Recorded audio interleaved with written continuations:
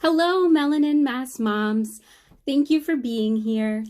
I'm here to answer your questions. So we'll talk about speech and language development, sign language, stuttering, early literacy, and autism. So first, let me introduce myself.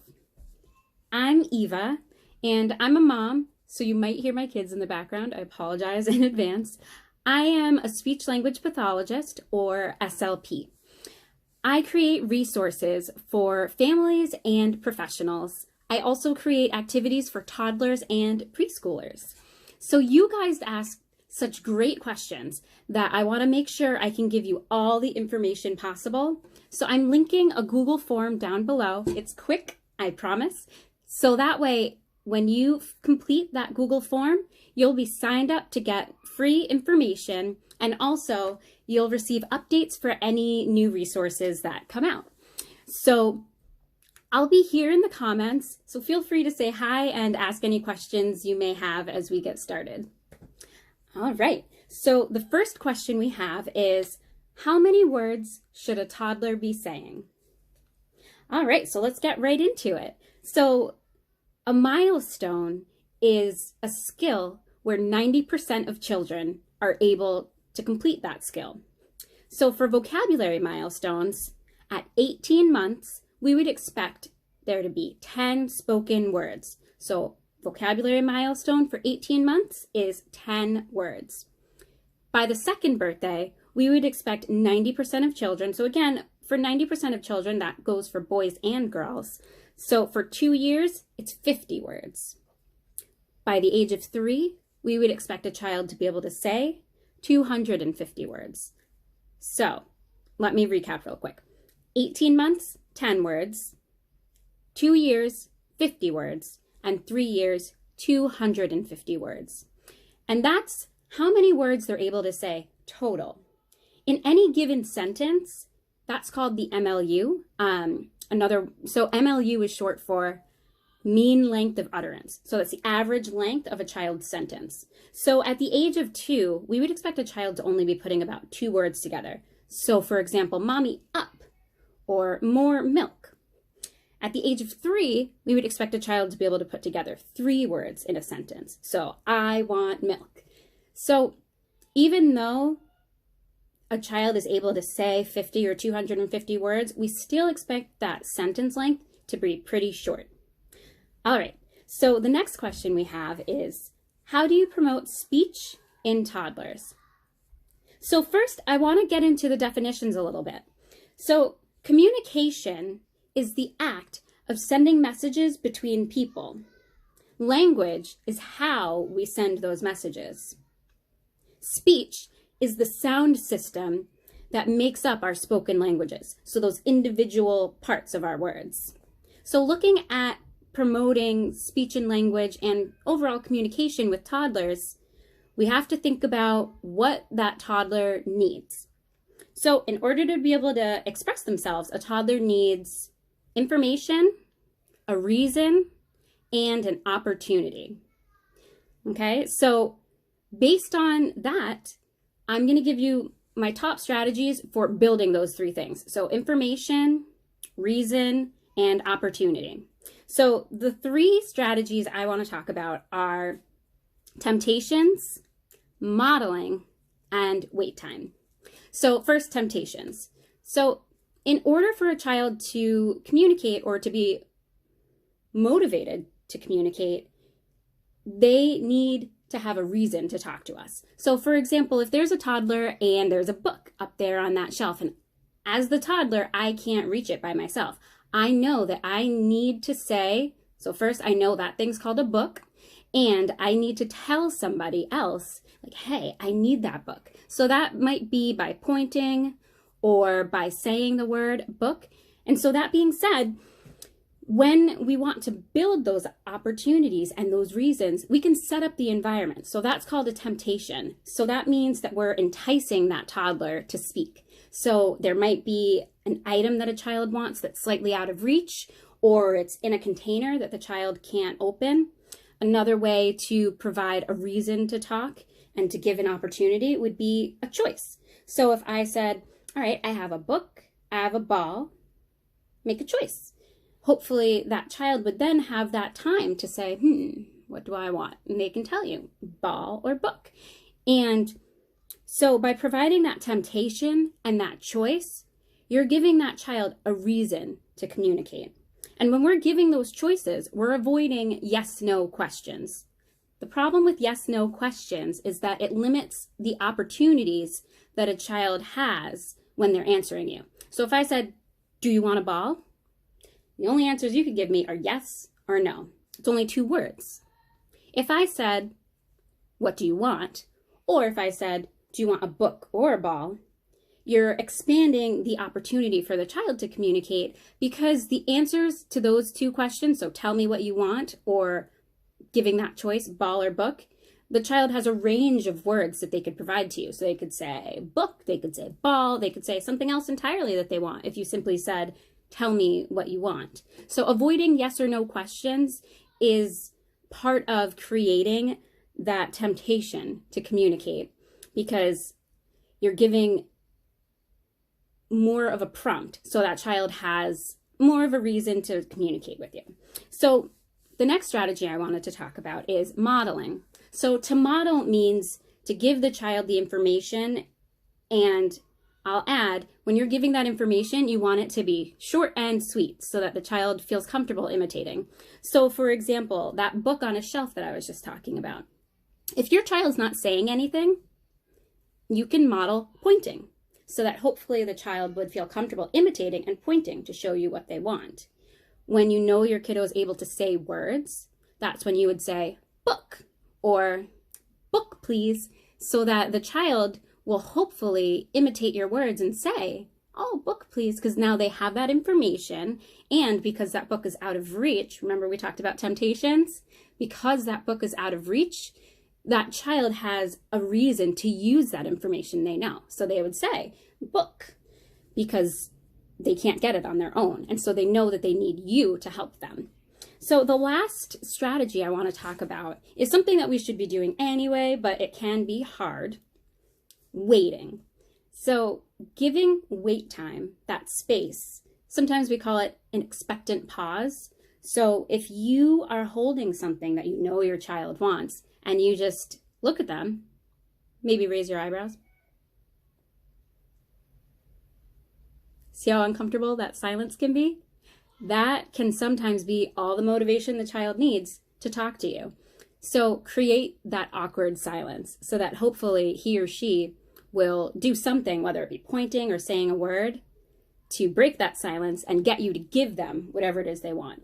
And so that wait time can be playful. Like if I had a toy, for example, I could put it on my head and just be like, hey, what do you want? Just wait a second. And the child would be like, hey, give me that. So it's not meant to be mean, like, hey, you say the word or I'm not giving it to you. It's meant to just create an opportunity for the child to speak. So to recap really quick, the strategies that we talked about are temptations, which includes choices, and having things slightly out of reach or in a difficult to open container, so the child has to ask for it. Modeling, which is giving an example or a demonstration, and waiting. So as far as speech development, the sound system that a child is using, we can go more in depth into what sounds a child should be saying at which ages. When you sign up on that Google form, I'm going to send you all the information as far as the sounds for English and what age we do expect a child to have them at. So, for example, vowels come, so like A, E, I, O, U, those sort of sounds, they come before consonants. So B, P, those are sounds that come later in development. And I don't want to get into all the nitty-gritty with that because it's a lot of information and it is highly variable based on the individual child. So I will say this, if you want to encourage a child's speech development and to help them develop that sound system, you can do that by modeling the correct sounds yourself, but also, again, we want to keep it playful. So the goal isn't to criticize the child, like, hey, you said that wrong, but rather just to show them, oh, car, you want the car. Not telling the child, like, don't say tar, you say car. Just tell them the word so that they can hear what it sounds like, and hopefully that information that they're receiving from you saying it correctly will help them so that the next time they decide to say it, they'll say it more accurately. All right, so the next question we have is, how important is sign language and how can we introduce it?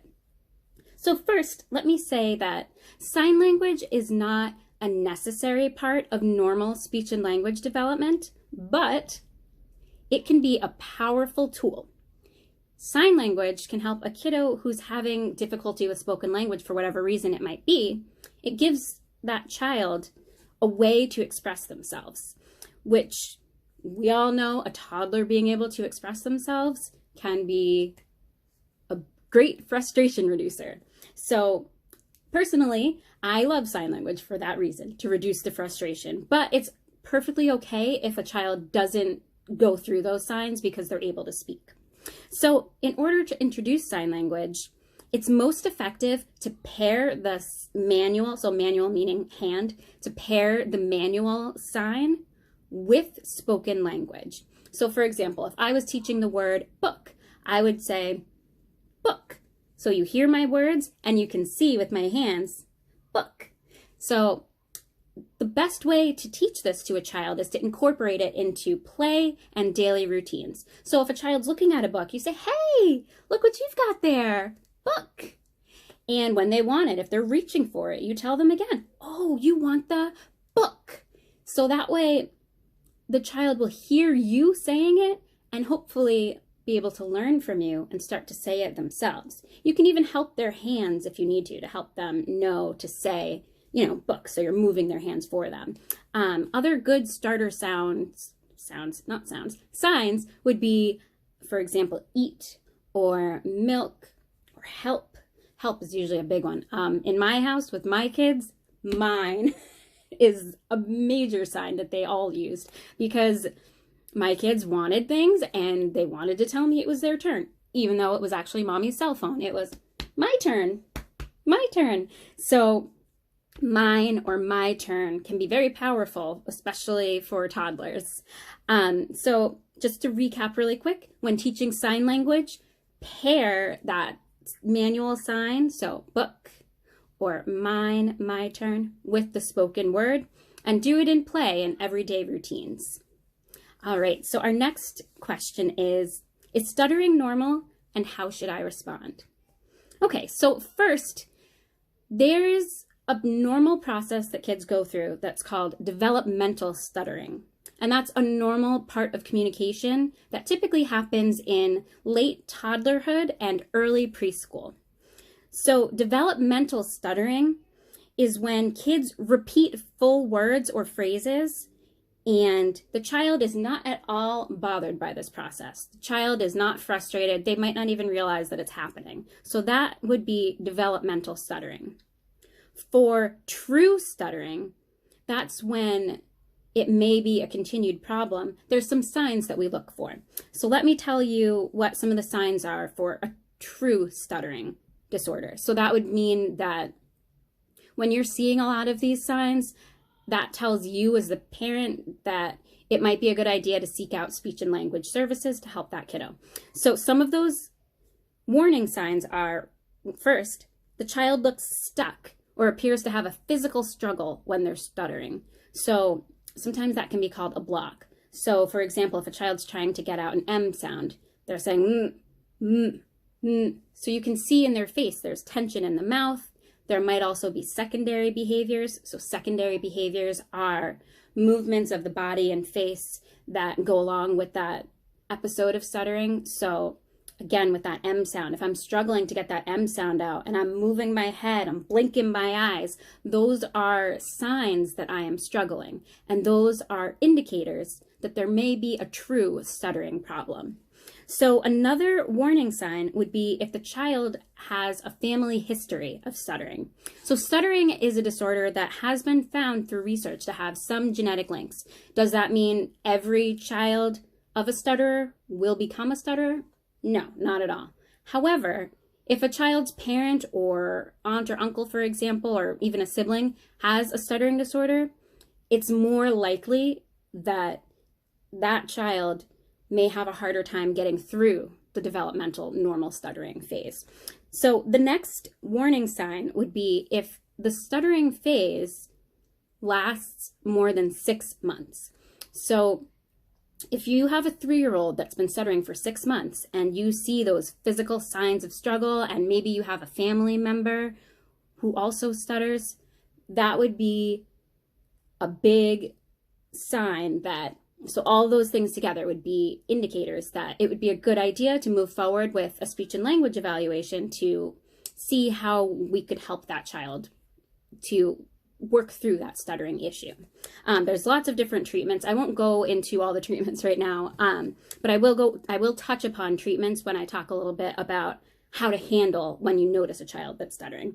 But the last piece, as far as warning signs, is frustration. So when a child is stuttering and they're showing those physical signs of struggle and they're getting frustrated, they are just annoyed that they can't get their words out, that again tells us that that child may be showing signs of a true stuttering disorder. All right, so as far as tips for helping children when you're noticing these stuttering episodes, so these tips go for developmental stuttering and also a true stuttering disorder.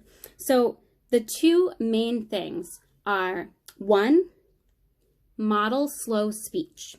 So that means when you talk to the child, you give plenty of wait time, you pause, you try to use slower speech yourself. It does not mean telling the kid, slow down, because evidence has shown and research has shown that it is not effective to tell a kid, hey, slow down. And in fact, it can actually cause more frustration, which a kid doesn't need at that point, right? They're already frustrated, so just me showing them slower speech can help them remember to have slower speech. So the first tip, you model slower speech. The second tip, show the child that you are more concerned with what their message is and not how they're saying it. So you're connecting to what the child's trying to say to you and not really worried too much about how they say it. If the kid's having a really hard time, you can acknowledge it and say, yeah, that seemed hard for you to say. But again, we want it to be their message is the key. So we want to model good listening. We're waiting, we're patient, we're excited to hear whatever it is they have to say. And the stuttering is just a piece of the puzzle that is secondary to the overall communication exchange. Because the goal of communication, right, is to give and receive information. So we're not going to worry as much about how the child's saying it. So I can give you more tips for working through stuttering and how to respond. If you're interested, just comment down below, let me know, and I can send that to you guys. But I wanted to give you guys just sort of the basics. So the basics are slow speech and acknowledging the message rather than how the child is speaking. So those are the main ways to help a kiddo who is stuttering. All right, so the next question we have is, how do I encourage early literacy? All right, so literacy for toddlers, books, that can be tough sometimes. My biggest piece of advice is to keep in mind that toddlers have short attention spans. And when I say short, I mean 2 to 3 minutes for that total book reading experience, right? So the first tip goes along with the fact that you only expect that child to really be listening to you for 2 or 3 minutes. So the first tip is feel free to skip words and to skip pages, right? We don't need to read every single word on the page, go through the whole story. We can just point to pictures and give the child the gist, point and wait so that the child can tell us a little bit about what they see. They can listen to the full story as they show us that they're ready. So the first tip is definitely keep it short and sweet, have fun. My second tip, which I already said, was pointing. So we want to point to the pictures to reinforce what we're saying. Oh, there's a ball. Oh, here's a book. Baby, I see a baby here. So we're pointing to help reinforce that message. And so another thing we can do when we're looking at a book with a toddler excuse me, let me just put this back, is to use toys. So when I say use toys, so I have this little giraffe right here, and I have pizza, my favorite. So if we wanted to get a kiddo more excited, hand them the pizza. Say, hey, feed the giraffe. He's hungry. Oh, he's eating. Awesome. So we're using fun sounds, we're keeping it short, and we're making it hands-on by adding a toy. So when I say to keep it short and sweet, I mean it. So let me just give you a really, really quick demo. All right. Giraffe. Oh, he's eating. Oh, his tail is fluffy. Oh, he's sitting. Hi, mouse. Squeak, squeak. Oh, there's the mouse again. Hi. See how quickly I went through each page? There are tons of words. Well, not too many words, but there are words here. And for a toddler, a lot of these words are not gonna cut it, right? When we're talking about silky and fluffy and mane, not an important word for a toddler to know, right? It's more important to talk about those functional words. So like eating, sitting. So that could be a whole different conversation talking about which words to target. But my main point is when you're reading a book, you want to keep it short, you want to point, and you want it to be fun. So sounds, toys, those are things that make it fun. And you saw with that little giraffe book how fast I went through it, right? Hey, he's eating. Next page. Oh, now he's sitting. Next page. So if your child is really wiggly and not wanting to keep listening to you tell the story, speed it up. That means the kid's telling you, I'm not interested in this page. So if you have to spend even 10 seconds per page, do it. You can build that attention span as you go. So for example, if you turn the page and the child is like, no, all done, we're not doing this anymore, stop. There's steps you can take to increase that attention span. But if you're just trying to get them at all interested, you need it to be fun. If it's tedious and boring, toddler's not going to want to do it. And we all know that books are so important. Literacy is so important. So we want to make it fun. We want to make it engaging so that child will keep doing it. And once you get them on board and loving those books, that's when we can work on expanding the attention span.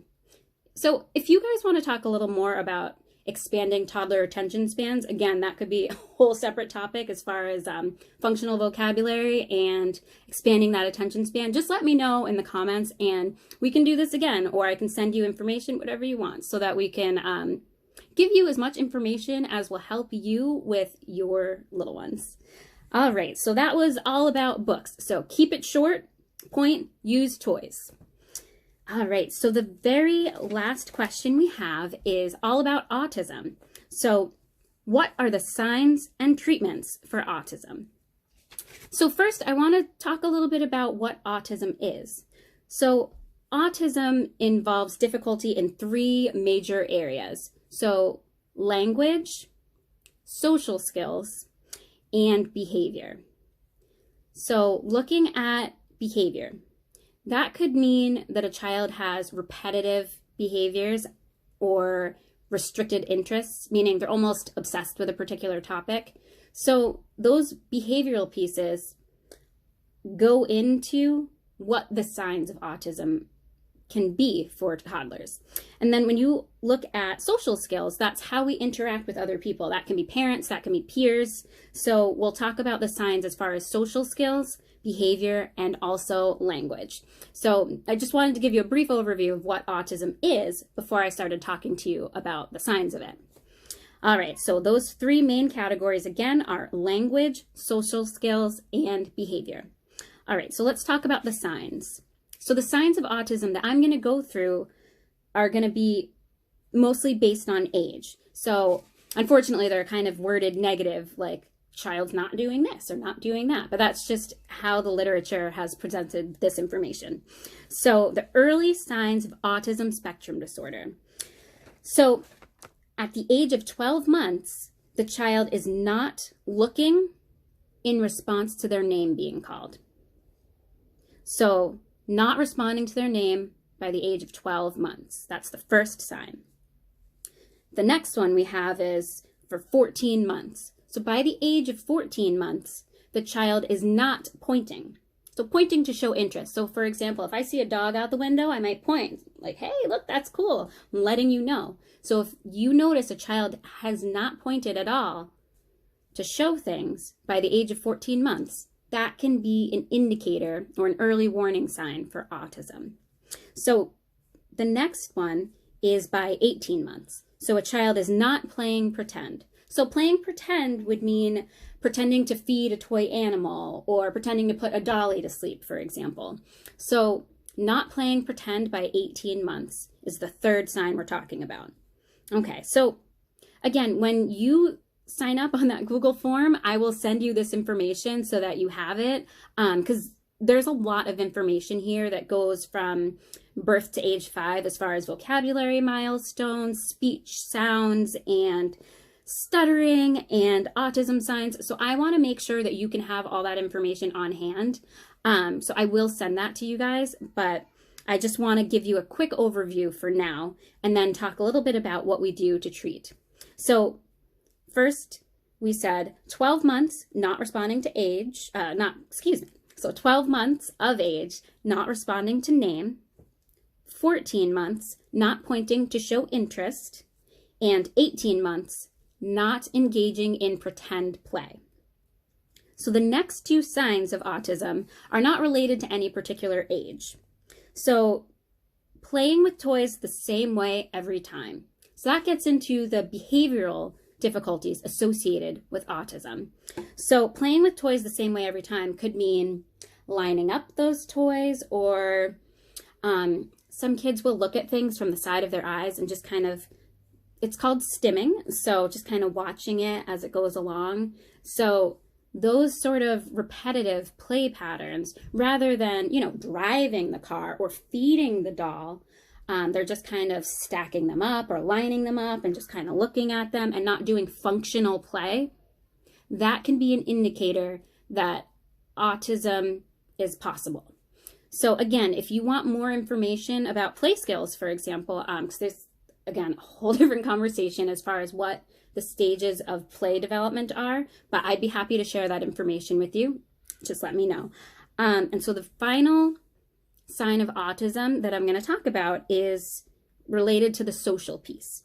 So preferring to play alone. So at any age, if a child really isn't interested in playing with adults or playing with other kids, like if you come near them and they're playing with a toy, they're just throwing it, they're having a meltdown, that can be indicative of, their potential for autism as a diagnosis. So looking at those 3 areas that we talked about where kiddos with autism struggle, so language, social skills, and behavior, that's where we would start treatment. So looking at how we would treat a toddler or even a preschooler who has a diagnosis of autism, and honestly, this could go for any age. So any age the child is, we're going to look at what their skills are and what they're showing us they're able to do, and start where the child is and move up from there. So if it's a 15-year-old who's not talking, first thing we're going to do is to build communication. If it's a toddler and he or she isn't pointing, isn't engaging with people, that's where we're going to start. So there's something called joint attention, which is, think of it like a triangle, right? So it could be a toy or a book at this end, the child at this end, and the adult at this end. So the 3 parts of that triangle are an object or an event that's happening, the adult, and the child. So when you see joint attention in a child, you see them looking from that action, so an event or an object, and at the adult. So here's a good example. I'm blowing bubbles, right? As the adult, if I'm blowing bubbles, most toddlers are going to look at those bubbles, and then they're going to look at me like, hey, lady, blow some more bubbles. So they're looking back and forth between me and those bubbles. That is joint attention. That involves communication. So they're looking at me kind of expecting like, hey, do more bubbles. They're pointing, which is communication. And it involves that social interaction because I'm another person and they need to look at me for me to keep blowing those bubbles. So Joint attention, because it involves both language and social skills, that can be a struggle for a child with autism. That is almost always a place to start if you notice that a child isn't pointing, isn't really engaging, isn't watching other people. So to recap really quick, when treating autism, we first look at what the child is able to do and go from there. Joint attention is oftentimes an important piece. So if I'm not able to pay attention to a person, I'm not going to be able to learn from them, right? And the whole goal is to get this kiddo learning and to build them a communication system, whether that be spoken language, signs, a device, communication pictures, whatever it is. You as a child need to be able to learn from me as an adult, or even learn from peers. So other kids at school, for example, that child needs to be able to pay attention to other people. That does not mean eye contact. We don't really care about eye contact. We just care about the attention. So even if the child's looking at my face, looking at my mouth as I talk, or looking at my hands as I sign or point to pictures, that is helping the child to look at attention and to be able to learn from others. So learning from others, that joint attention, looking at the adult and whatever else is going on, those are skills that build communication and build social interaction. Those are the areas where those kids with autism tend to struggle, because that's part of the diagnosis. So we want to build that communication so that kiddo can express themselves. We want to build that attention so that the child can learn from us. So the last piece, as far as the behavior, honestly, that's where you would get into play skills. So if a child is lining up toys instead of playing with them, we know as SLPs and psychologists that children's language skills and cognition and play skills are strongly linked. So we want to help them move along the stages of play development. So you have that child being able to engage in pretend play eventually, because that helps boost their cognitive development and their language development. So by working on these play skills, that's working on behavior with a goal of helping the overall child. So yes, you're working on play, but you're also working on language, for example. So the behavior as far as play skills is something to be worked on, and SLPs will handle that too, just because, as I said, play skills are strongly linked to language skills.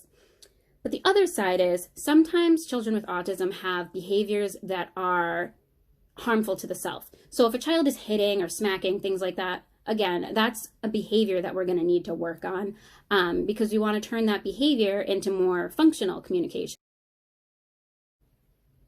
Sorry about that, little technical difficulties. So I was saying that as a child with autism, if I was having behaviors that were dangerous to either me or to other people, so for example, throwing toys instead of saying all done, that's where we would want to turn it into more safe and functional communication.